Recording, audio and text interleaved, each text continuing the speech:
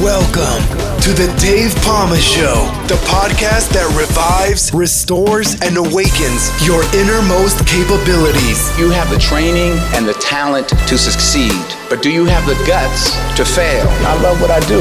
When you love what you do, you want to be the best at it. Today is about the power of you. You will change the world. Find your path to success through the journey of those who have succeeded. And now, your host, Dave Palma.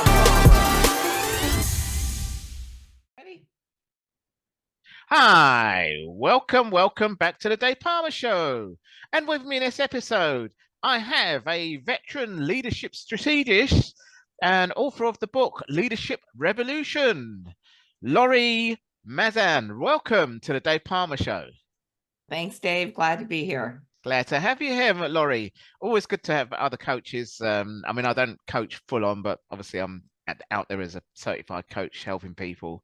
But you're a 25-year full professional executive coach. I just did it matter of factly from being an athlete and a firefighter, and then through experience really, and then taking the various personal training courses, and then all of a sudden coaching and life coaching came along and stuff like that, because those things weren't around when I did athletics in the early 90s. Oh, yeah, they weren't around in my early career either. Yeah. No, they weren't around when I took out athletics in 1978, let's put it that way, and when I joined the fire brigade in athletics, it's so important. You would never be an exceptional athlete if you didn't have a coach. Exactly. So that's really true for leaders too. You're not going to be an exceptional leader if you don't have a coach. And guessing that might have been true for firefighters as well. Well, they do coaching and mentoring, but they unofficially said, right, we're going to put you under the wing of this experienced hand here. So it was going on anyway, unofficially, informally, but now they actually do more coaching and mentoring as part of the leadership programs they put in, and it's all part of qualifications and part of an MBA and all that stuff. But anyway, you can enlighten us more about all that anyway, because that's good actually. That's where So the question I wanted to kick off with is that, which will be probably the title of this podcast, is let's just find a question now. So it's the 21st century. Why are we still training leaders like it's 1980? Right. Oh, you're asking me why? I don't know. My whole point is let's not do that. Yeah, all right. Okay. So it's kind of like we're almost 25 years into a new century, and we are using all of the leader development approaches that were designed in 1970s, 80s, maybe early 90s to train our leaders. And the environment is fundamentally different. So when we train leaders like it's 1980, they are not successful in 2024. And so the point of the book is, let's find new ways to train leaders that's going to work more successfully in our current environment. And one of the differences in the environment, back in the 70s and 80s, for one thing, the workforce was pretty homogenous. So for an example, the first 10 years of my coaching career, I only coached men because only men were in leadership roles. So now you have a lot more gender diversity, ethnic diversity, really diversity of every kind. And so what worked for one group of people isn't going to work for all groups of people. Yeah. I mean, the thing is that we've got palm-sized computers in our pockets. Basically, we've got smartphones. That's what it is. That's basically going to do everything, especially with the advent of AI and stuff like that. I mean, yes, and that wasn't even in play when they developed these ways of, helping leaders. There's, I think half of my career, maybe we didn't even have email. My kid would ask me how did you operate without email? Well, there was a lot of faxing going around, but that's if you had a fax machine, and then it cost a lot. And beepers. Beepers. That's right. Yes, it's pages. Pagers. Yeah. Mm-hmm. Yeah, well, that was around when I first joined the fire service in 1990. Can you imagine if they still Yes. carry it around now? It's not, Yeah, just not exactly. on, And then, Yes. I think they still have it teleprinted where they get the messages coming through for the fire calls, but that's slightly Mhm. different. You have to have that because that's a quicker route. But why not Yeah. have it? Why not have it going electronically everywhere on the fire engines, on on a little tablet or whatever? Have it everywhere. Right. Um, Right. Then everyone can be on the same page, right? Because on this exactly, and that's with no pun intended, Exactly. But yeah, I mean, there are leaders going around like being developed like it was 30, 40, 50 years ago, isn't there? Say it one more time. There are leaders being developed like you know, it was 30, 40, 50 years ago. Oh, yeah. And I'll tell you, like, one of the things that happened in the 1970s is that OSHA in the US came into play, and that was an organization to try to increase safety in manufacturing plants. Mm, Like, here's how you lift this, and here's how you move that. mm, And that model of training started being used for everything because it was actually really useful for safety purposes. Using the same idea, and eventually it became like online training and autonomous training and yeah. all this kind of stuff, Well, there was but it's all, correspondence courses before that. I did a correspondence course as yes, well correspondence courses. So for my it's promotion still all course. just, yes, yes, exactly. Oh God, probably when you were a kid you saw those in the back of your comic magazines, um but that's all based on the idea that learning a skill that everybody else is also learning is enough to be an exceptional leader. And Yeah. so, yes, skill development is required, but that's foundational.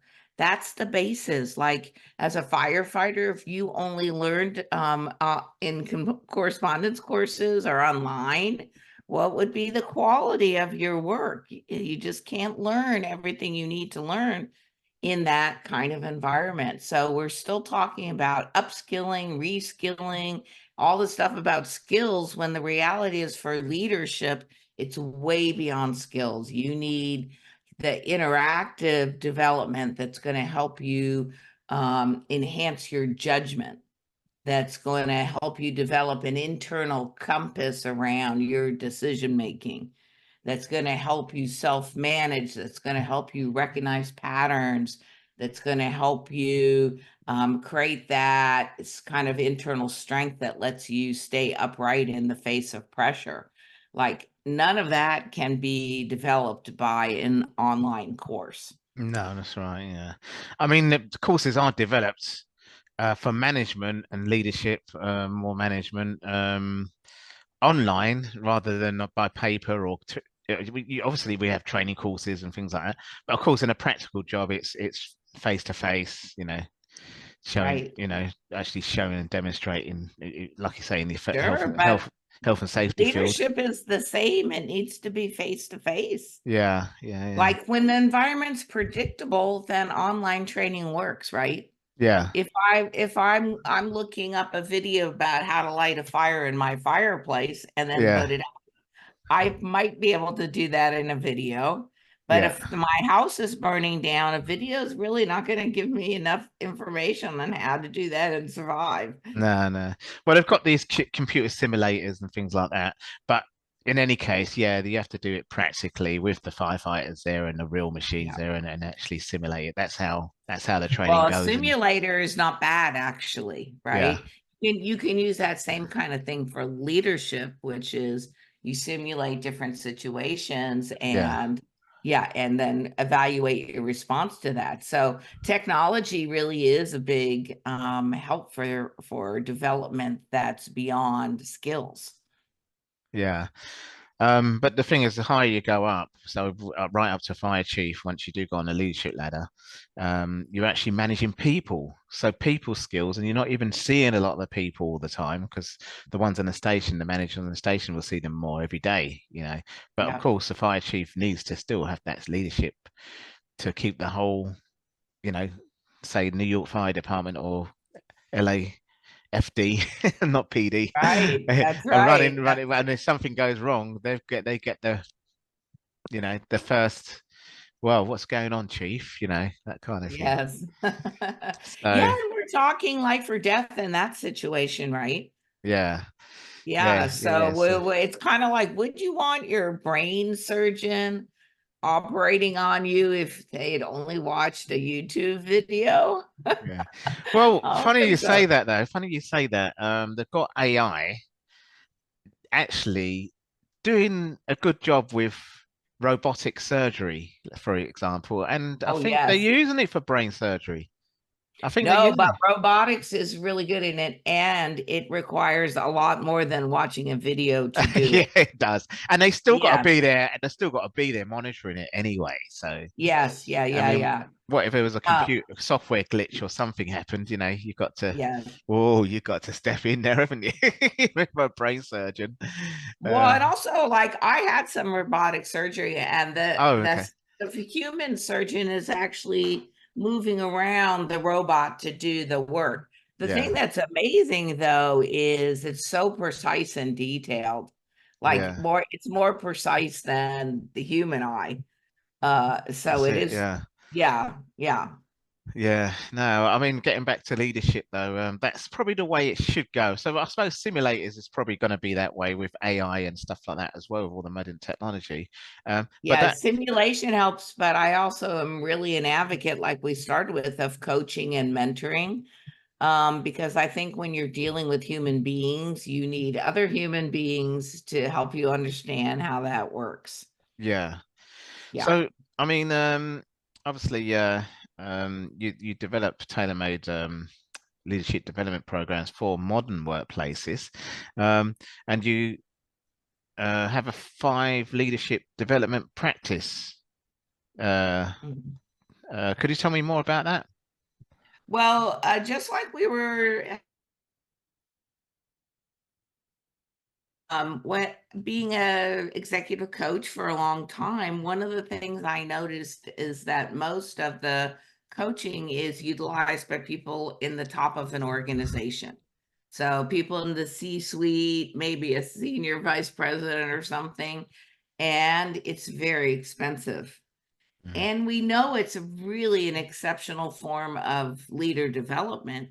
So my idea was like, hey, let's find ways to bring that to all the leaders in an organization, formal and informal. And to do that, the price point has to come down. And to do that, we need software. Yeah. So we created a whole software platform where all this runs so that companies can use this human-centered form of development, but have it easily deployable. So you can send it, connect it up for everybody in your organization. They can get matched with a coach. They can schedule, tracks all their development. It has aggregated reporting so the company can see the impact. And it makes it very easy to utilize a style of leadership development that traditionally was pretty hard to provide for a large number of people. Yeah. Yeah. Well, you've got your book, Leadership Revolution.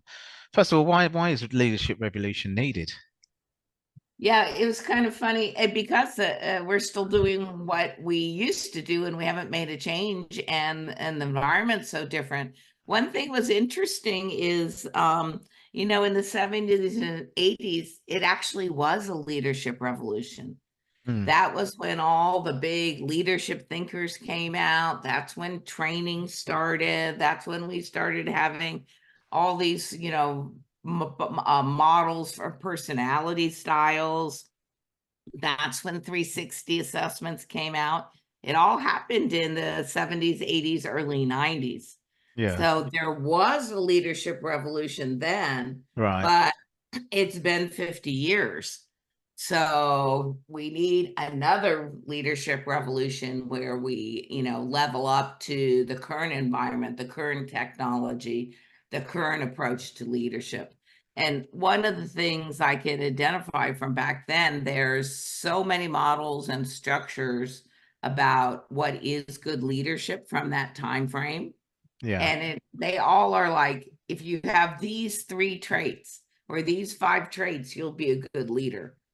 And that has not proven to be true at all, right? In Right. other Okay. words, you can be a charismatic leader or you can be a quiet leader. Yeah. Not one of them is better than the other. No, not necessarily. You can see that with leaders around the world in politics. I've got a politics degree as well, and you look at, obviously there's different styles, but I mean, charismatic is obviously you look at Donald Trump, obviously your leader, ex-leader, but then Not there's my quite, leader. Ah! someone like Macron from France. He's not as loud as him, is he?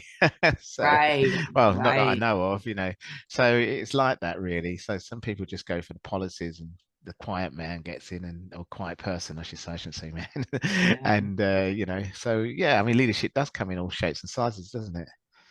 Yeah, it really does. And so those models where there was a certain way to be a leader, those don't work anymore. And No. because the environment's so diverse as well, like one way isn't going to work. Yeah. I know. Yeah. So we spoke about AI. Obviously, that we're in an AI revolution. Believe it or not, nobody's really taking much notice of it. But I think it's developing so quickly. People are just going to, in even the space of 1 year, I think. Some people. I mean, I know I'm involved with it now, but some Yeah. people, because obviously, I think I told you, even my podcasts are edited with it and things like that. But why is human to human development so critical, as we spoke just now, in terms of the wave of the AI revolution? Yeah. One thing I think about AI, it's still really early Mm, in that revolution. And I think as it gets easier and easier for the masses to utilize it, people are going to be amazed. Right now, it's still a little hard. You have to be pretty good at your prompting to yeah, really that's make true. that work, or you Yeah. have to have a tool that's focused, say, for editing. But that tool that does editing isn't going to do, accounting, No, no, right? no. Right. So you're going to need a multiple tools to get the things done that you That's want to get true. done. Yeah, yeah. I Yeah. mean, it's a bit So, like, yeah, it's a bit yeah. like developing a payroll system for a whole big organization. You just specifically do it for that corporation. Nothing like that exists at the moment for AI, is it really? So it's Yeah. to be Yeah. tailored through, Right. a So I certain. think that is going to happen as we go along. From a leader development or human development perspective, Yeah, AI is good at a couple of things. One thing it's really good at is helping you not forget things.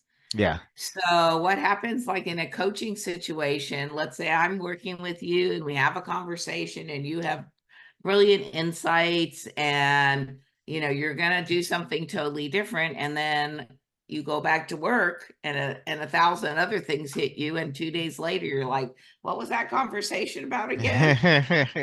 Right. And that's true. so Yeah, AI can track the conversation. It can identify the insights that you've had. It mm, can suggest further inquiry for you. yeah, It can name the actions that you said that you were going to do and ask you if you did it. So it's very good in helping this forgetting curve where, our brains are so full of information now, we can't always retain everything that we want to retain. And it yeah, can prompt you and keep you thinking about that item until your next human to human interaction.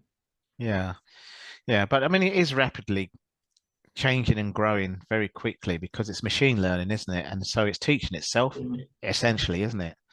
It's teaching itself. My only concern is the large organizations like Google and Yeah, Microsoft, yeah, Apple. They are teaching it on their data that they've collected, over the last 30 years or mm, 25 years. And one of my concerns about it is it's going to homogenize things even more. In other words, everything is going to go to a median because it's all using the same data to get there. And when you think about the average or the median or the mean, it's all in the, C level range on a grading scale. It's not A plus. So I think one of the things we have to be careful about is that everything doesn't get so mainstreamed that there's no exceptional people, right? There's no exceptional leaders because everybody's doing exactly the same thing. Yeah. Well, I mean, we would have to wait and see. I know in the financial world and everything else, but then again, there's institutional grade AI, with the big companies that can afford to do investments and things like that, and Yeah. anticipate Yeah, the markets, and it's really will be an unfair system, and that's why they're trying to get it regulated. Well, more also so for things like deep Oh, yeah, fakes. I know. Europe's, Yeah. I think, a little ahead of the US in that. Yeah. But even more concerning is things like deep fakes and things like that, because again, that's going to spread far, and you've really got to get some regulations on that one, really, haven't you? Yeah, agree. Yeah. But anyway, we're moving away I'll from tell you this, though. I don't think it's going to replace human to human interaction. no. My idea is more it can supplement. It can supplement human to human reactions. It can supplement your more tactical work, right? Yeah. But that should allow you to think more strategically and be more interactive with other people, because some of the more easier completed work is going to be done by AI or by computer or a robot or something. It just makes work easier for people. That's all it is. But they'll be in the same role, that sort of thing. They do say that some roles will be replaced, like copywriters, and the sort of stuff that you probably won't ever need to pay Fiverr.com or whatever, to get Right. some freelancing work done. When it comes to things like that. I know, but Yeah. they're using our books to train those large language models because they're violating our copyrights. Yeah, that's another thing. Yeah. Well, it's very clever in what I've seen so far of it, and Yeah. it can only Yeah, get it is. better. But yeah, I mean, in general, you still need human to human, you know, development. Well, we know that, or we wouldn't be having this conversation, right? No, we won't. Because No. if we just do something with AI, it's not going to be very engaging, No. and no one's going to want to listen to it. Absolutely. Yeah. But it does help me with the editing, so it saves me a hell of a lot of money Yes. sending it out, and time as well. So, but Right. if I needed an editor, I'd get one human being to do it for me. In fact, sometimes it's Right. good to, like a proofreader, it's good to have that, and you've still got to monitor things, haven't you? Right. Yeah. Right. So look, in your 30 years of coaching, I think you've done 30 years, haven't you? Yeah, just about coming up on Yeah. 30. How did you get into executive coaching? I mean, because 30 years ago, probably people didn't really hear about it. I mean, I knew what coaching was Oh, in the late 90s, early 80s, when I was doing my athletics, and then obviously business coaching took over. I mean, the right. grow model, which you've probably heard of, all Yeah. these acronyms in there, but came from a sports model, didn't it? And Yeah, it did. widely used in business, for Right. example. Right. But so Right. 30 years of executive coaching, 30 years ago, as I say, it was probably a little bit unheard of. So, It was. I'll tell you what happened to me. I started my career as a social worker. okay, all right. I did that for 3 years, then it just program that was for kids, infants to 18, and I just wanted to adopt them all, and I'm like, I can't do this for 50 years. So I went back to school and I became a therapist, Oh, right. and I hated it. I Oh, hated it. And yeah, because it was all about everybody's past trauma. And I yeah. kept asking this question, what have you done differently since the last time we spoke? And I got feedback and all of my supervision and everything. I can't ask that question. That's not about, healing the past. That's about going forward. And I was like, okay, I don't think this profession is for me. So I went into training and development in the corporate world.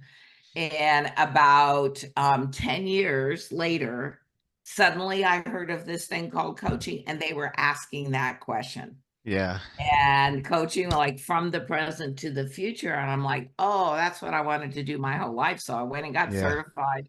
I was like one of the first 200 coaches certified on the planet, because as soon as I heard that, I was like, this is what I've been looking for. Yeah. And so I've been doing it ever since. And the reason I went to leadership coaching, I didn't like therapy, which was more about the person as an individual and their life and their past and digging and it all their up. past. So I really like this view from a business, like here's where I am and how do I get to the next level. So not that we don't, and because the past informs the present.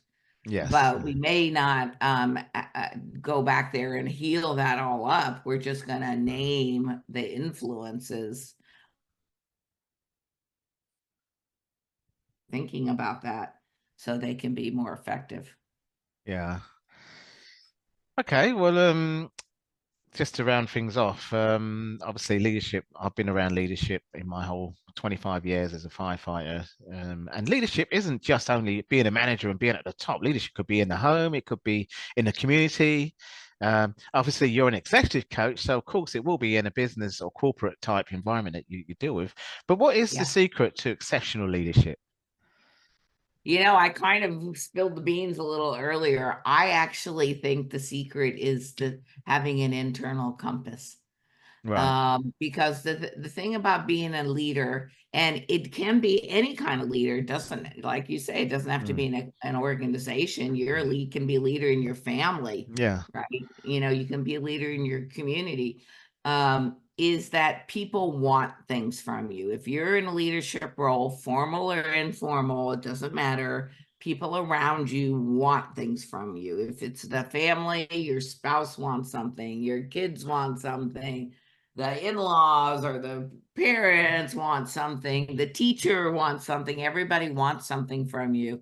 And one of the keys to exceptional leadership is being able to retain your balance even with all the pressures coming at you. And I always talked about this like being the eye of the storm, where that hurricane's swirling around, but right in the center, it's calm and sunny and bright. And as a leader, if you can stand in that center, you can actually see 360 around you and be balanced. You'll make really good choices. But if you start to get pulled to one side and pulled to another side, now your decision-making is going to be compromised. And I would guess, like in firefighting, if you're the fire chief, you can't just be watching one thing. You're having to see all the things that are going on, and you have to be alert to the thing that's happening on the right side when something's happening on the left side. So that sort of eye of the storm, internal compass idea, to me, that's the difference between a good leader and an exceptional leader.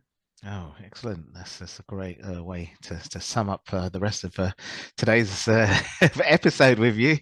But before we go, just let our readers, let our audience know, listeners know, how they can find out more about your work and also where they can find your book. Oh, sure. You can find the book Leadership Revolution, The Future of Developing Dynamic Leaders, on any of the online sellers, Amazon and Barnes and Noble. You can or you can go to the website of my company. It's called Sounding Board. So it's soundingboardinc.com. And you can look me up on LinkedIn if you want to, Lori Mazan, Mazan. Great, fantastic. Well, Laurie, it's been fantastic and a really good conversation with you today around. I'm sure I could have probably gone on and on about AI. I could have probably hijacked your interview by talking about firefighting only, but of course I wanted everyone to get educated by the value you're giving, so that's why. But thanks a lot for sharing your knowledge with my audience today. Great, thank you. So fun. That's all for this episode. Thanks for listening, and remember, if you want to support what we do, then share, subscribe, and leave a review over on Apple Podcasts, or head over to my website davepalmer.com and click on Rate Show. Well, that's all for now, but I'll see you in the next episode of The Dave Palmer Show. Follow us on Facebook, Twitter, and Instagram.